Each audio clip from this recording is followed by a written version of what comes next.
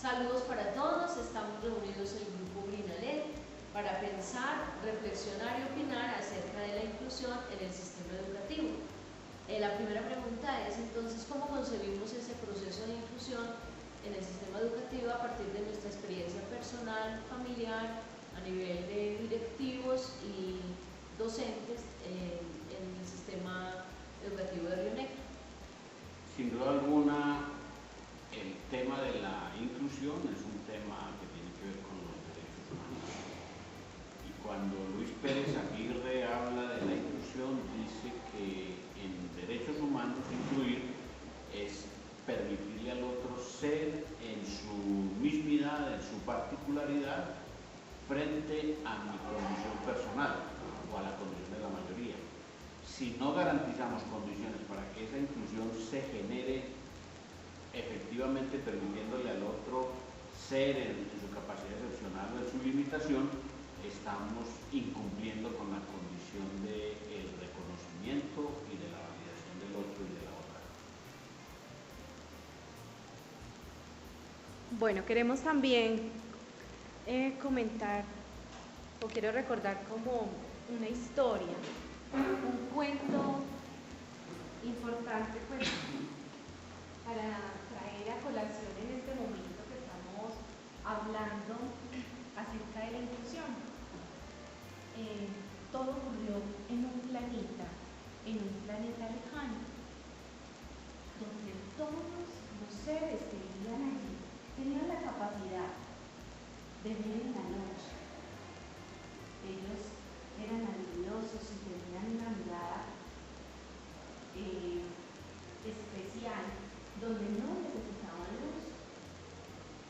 Además, estos seres no necesitaban, ellos se alimentaban observando los alimentos, podían abstraer esas esporas. Un día, una pareja joven dio a luz un pequeño hijo, pero ese hijo salió algo extraño. No tenía un solo ojo como todos los habitantes del planeta, tenía dos ojos. Y todos encontraron que tenían muchas limitaciones para ver. A oscuras, él se chocaba con las cosas y todo el mundo era asustado. ¿Qué podemos hacer? Este pequeño ser no puede ver bien. Además, este pequeño ser no se podía alimentar como todos. Todos observaban los alimentos y extraían de allí los nutrientes. Este pequeño ser parecía debilitarse en esta forma.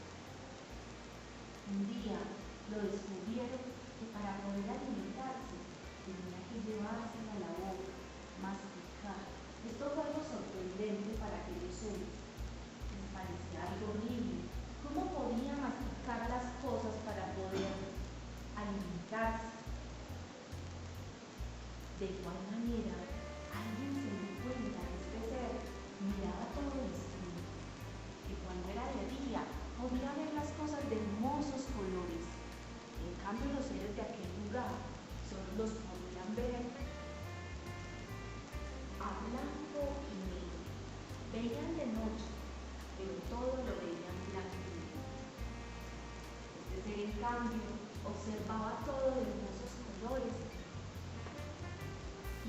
Y apenas alguien empezaba a descubrir. También notaron que como veía de día, se inventaron una luz, unas bombillas para que pudiera ver de noche. Y de esta manera lograron que él superara su dificultad. Entendieron que para él estar sano debía llevarse los alimentos a la boca. Y así, todos los niños de aquel lugar, todas las personas, se empezaron a sorprender con la manera hermosa que él podía observar las cosas. Encontraba las flores de una manera que nunca ellos las habían percibido. Ese cuento nos permite una introducción de lo difícil a veces que también se convierte la situación de las personas en condiciones de discapacidad en un contexto donde estamos acostumbrados a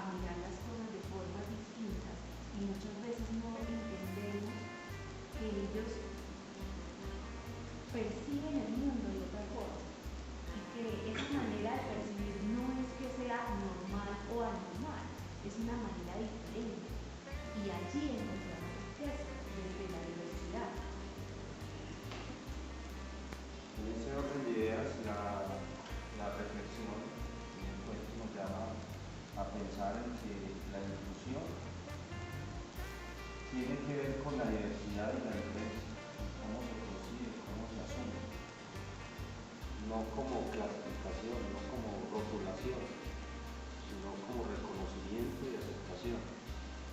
Por eso, en el análisis y en el aporte que queremos hacer como grupo, queremos ampliar la mirada. Fácilmente en inclusión hacemos énfasis a un rol, el maestro, hacemos énfasis a un lugar, el aula, hacemos énfasis a un contexto, la institución, sea básica, primaria, institución educativa o institución universitaria, pero nos perdemos de vista y de perspectiva que la reflexión y el debate y el pensar por la inclusión sobrepasa los límites incluso a la institución. Por eso la inclusión debe pensarse en términos del sistema educativo, porque es el sistema educativo quien tiene también que reflexionarse cómo la concibe y si eso es solamente por cumplir un requisito, unos requerimientos, indicadores, o porque si verdaderamente la diferencia, la diversidad se puede asumir dentro de un proceso formativo de orden formal. Ahí Uriel, hay que hacer una mención muy especial a la propuesta que hace el profesor Gerardo Montoya cuando plantea que lo que hay que llevar a la educación es la democracia. Y la democracia como el espacio para lo plural, como el espacio para la diferencia, es una construcción que está por darse en todo el sistema económico, político y social del país. Y por lo tanto, la universidad como centro de pensamiento, como lugar para la innovación y para la creación social, tiene ahí un reto bien importante. Lo dicen los documentos, se han logrado algunos avances, incluyendo población indígena, incluyendo población con limitaciones de sentido, si se quiere, pero esa inclusión ha sido más el producto de la presión y de la organización de las comunidades que de la autonomía y de la creatividad misma de la universidad. Es decir, si queremos una universidad democrática, esa democracia se da en la apertura a lo local, en la apertura a los pobladores, en la apertura a las etnias, a los grupos humanos, en su múltiple diversidad, que nos permite una mentalidad, una creatividad democrática para la ciencia, para la economía y para la política. Yo quiero aprovechar lo que está diciendo el profesor John Jairo, retomar algo que plantea Uriel. El profesor John Jairo quisiera que el debate, que el análisis que estamos haciendo se baje un poco de la universidad y lo llevemos a nuestro contexto. Quienes estamos aquí somos educadores en la básica primaria, en la básica secundaria y en educación superior. Pero la dificultad y directivos. Pero la dificultad también se presenta desde la escuela. O sea, tenemos que ver la escuela en su totalidad. Y cuando a mí como docente me llega un estudiante con una característica como las que estamos considerando, se me vuelve un problema. Y lo tengo que decir así, se me vuelve un problema. Una dificultad.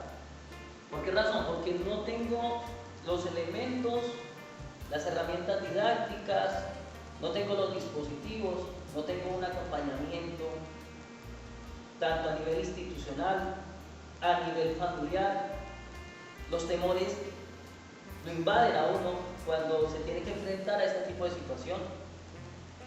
Además, en las aulas regulares, mínimo tenemos 30 estudiantes, cada uno con sus propias características. muchos de ellos necesitando adaptaciones curriculares, y esa realidad desborda la capacidad del maestro. Y Uriel lo señalaba, que es una dificultad del sistema, o que hay que mirarlo en el sistema, porque desde la normatividad se ha generado la reflexión en torno a la inclusión, pero casi que uno podría pensar que toda la responsabilidad, o la mayor parte de la responsabilidad, está sobre el maestro. El maestro es quien debe hacer efectivo esa inclusión, y la situación se complejiza. Cuando uno se enfrenta a un niño sordo, uno no sabe qué hacer. Por ejemplo, si yo, que no manejo la lengua de señas, que es la primera lengua de ese niño, ¿cómo me comunico? ¿Cómo me acerco? ¿Cómo puedo reconocer esa otredad que hay en él? ¿Cómo puedo identificar sus características? Ahí la situación se vuelve muy compleja. Por eso yo insisto en una premisa que tengo hace mucho rato, que la integración no es inclusión. No te ganas nada con integrar un niño a la aula regular con 45 niños más, todos con necesidades diferentes, pretendiendo atenderlo que porque está incluido. ¿Cuáles son los recursos que tiene el maestro? Las estrategias que se les han enseñado, el tiempo de que dispone. Y no solo contemos con eso, podemos tener un niño sordo, un niño con síndrome de Down, un niño con alguna necesidad educativa especial leve, un niño hiperactivo, que es una necesidad especial también de atención, de comportamiento. Y no estamos también contando con los niños que vienen de la violencia, que están desplazados. Es que ellos también necesitan una educación especial, ellos también necesitan unas adecuaciones curriculares que nos permitan, primero, que lo que enseñemos sea significativo para ellos. ¿Qué tan significativo puede ser estar estudiando un tema en el que vuelva a ser excluido? Hablar, por ejemplo, del papá y la mamá a un niño que es huérfano desde la primera infancia, eso para él es como hablarle, el oyente estar hablando sin que el sordo lo pueda entender para nada, sin que haya el intermediario de un intérprete. Y lo que hemos dicho hace rato es que al Estado no le conviene, en términos económicos, prestarle la atención que requiere esa persona, porque es muy costoso, porque es una persona que no va a ser tan productiva para la sociedad como otro tipo de personas que pueden acceder a un nivel de educación, no solo el básico que reglamenta la ley, sino también un nivel técnico superior. Ahí discutíamos el nivel básico, o sea, hasta dónde entiendo yo la discapacidad física, mental, para saber que este niño requiere una atención en artes y oficios y no cognitiva, que requiere una atención o una adecuación curricular más social que cognitiva, porque es que también tenemos que pensar en la inclusión que nos permita estar, vivir y ser en comunidad. Para la reflexión de cierre de esta conversación, yo vuelvo al cuento de ley. Me parece que cuando el ser humano genérico, universal, aparece, un ser humano finalmente no es ni tan genérico ni tan universal, es particular. Y la atención a esa particularidad hace que esos sujetos de otro planeta, que tienen sentidos, que tienen lecturas de mundo, que tienen organización para ellos específica, nos hacen a nosotros diferentes. Y aceptar esa diferencia en el esquema aparentemente universal es un paso muy importante que tiene que dar la cultura. Y ahí la pregunta por la familia de la persona que es excluida por la cultura misma que tenemos en la sociedad, a su vez excluye a esa persona y se excluye a sí misma como institución de socialización. La universidad, si se quiere vincular seriamente a los procesos de inclusión, tiene que revisarse estructuralmente. No es un asunto de una ley, no es un asunto de un encarrete, no es un asunto de atender al tema de la regionalización, ¿no? Es un asunto de la configuración misma del esquema que nosotros tenemos de sociedad, que requiere ser revisado, que requiere ser puesto en cuestionamiento, y ese cuestionamiento para abrirlo democráticamente, reitero, con el profesor Gerardo, profesor de este diplomado, quien convoca a que la universidad se autoevalúe desde la lectura democrática que hay que hacerlo para que cumpla efectivamente el papel que les corresponde. En ese mismo orden de ideas, como lo plantea John Jairo, esa revisión hay que hacerla en todos los órdenes. Y la escuela misma está invitada a revisarse. Y cuando hablo de la categoría de escuela, lo digo desde la primera infancia hasta la educación superior. Nosotros, docentes, en medio de esta realidad, también tenemos que reflexionar muchos elementos. También tenemos que fortalecer otros cuadros para poder acercarnos de una manera más asertiva a las poblaciones que estamos atendiendo. El Estado, como tal, la política, hay que revisarla. O sea que es mirar lo que se tiene y pensarse en la posibilidad de construir algo diferente. Y me parece muy importante lo que está planteando John Jairo, desde la democracia, desde la participación, desde la posibilidad de visibilizar al otro, al que está en la condición que nosotros quizás hemos invisibilizado. Bueno, complementando también el aporte que hacen, es importante reconocer que en la sociedad actual se han logrado transformaciones importantes que han ido transformando la concepción de la diferencia en el contexto. Las formas como se empiezan a mirar los otros sujetos desde sus múltiples diversidades, las comunidades campesinas, indígenas, afro, discapacidad cognitiva, sensorial, en fin, todas las comunidades distintas están empezando a visibilizarse de una u otra manera, también por una exigibilidad de sus derechos, unas condiciones que los han demandado salir al mundo social y decir qué necesitan de este mundo, de este contexto. Y la educación debe responder a todos esos gritos de necesidad. Es necesario, a nivel de las políticas nacionales, también hacer transformaciones. Esas políticas han apoyado y han ido evolucionando en el tiempo, pero es necesario también fortalecer estos procesos y también fortalecer procesos culturales. Es necesario reconocer la inclusión como ese reconocimiento del otro profundo, de ese otro sujeto que reclama ante su condición, que reclama ante su mirada y su existencia. Entonces cerremos este pequeño momento de discusión pensando que son muchas las otras inclusiones que nos están invitando a reflexionar.